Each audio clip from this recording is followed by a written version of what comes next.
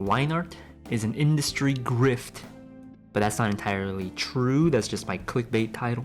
The main thing is that people make line art so complicated. Go from thick to thin. When two lines intersect, make it thicker. Thicker lines are in front of thinner lines, alright. All of that is true, I agree. All of that is a must-know, I also agree, but all of that is confusing to do all at the same time. So in my opinion, the most important thing to do to get good line art is proportion. Your line art is as good as your proportion. Let me explain. Common problems artists would face is that their sketch looks good, and when they line, it looks bad. One of the reasons why is because our sketches tend to have a larger margin of error. They're thicker, they're thinner lines, we expect less from them. We're putting in guidelines, all of that fun stuff.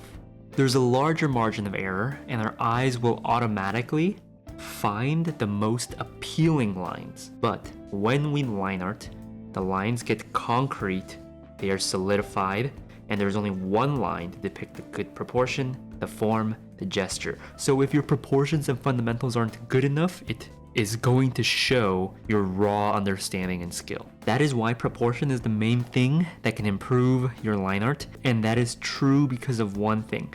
You can have great line art with just a round brush and without pen pressure. A brush with no fancy things going on can still make good line art as long as the proportions are sound. So let's look at it.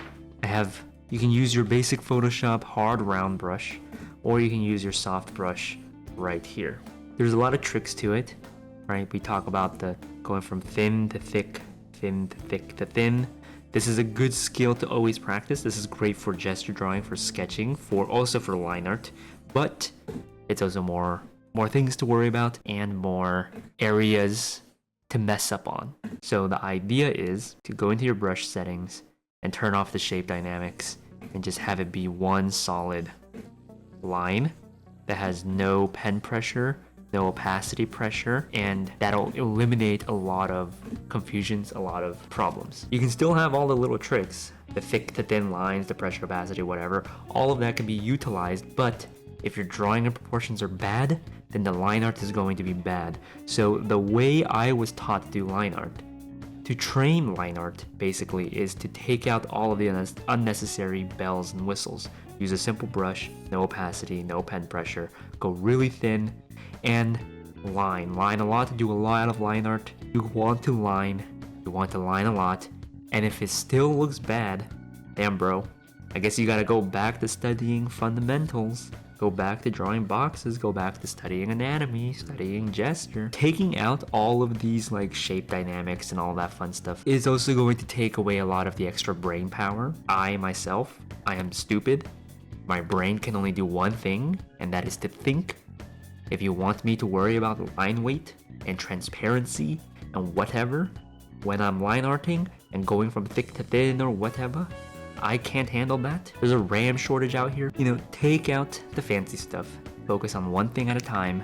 Then, over time, you can start adding in the pen pressure and the opacity pressure. I like setting pen pressure minimums to like 70 or 50%, so that way you can get a slight change in line thickness, but it's not overwhelming. Then you can slowly increase it as you get older. So for example, shape dynamics, I like setting it at like around 60 or 70, and then you can have a little bit of thick to thin, but not so much, and you just have a more consistent line, and it'll let you focus more on proportions and also your line quality and all of that fun stuff. So to wrap it all up, line art is all about proportions. So improve your proportions. Your proportions are bad, my proportions are bad.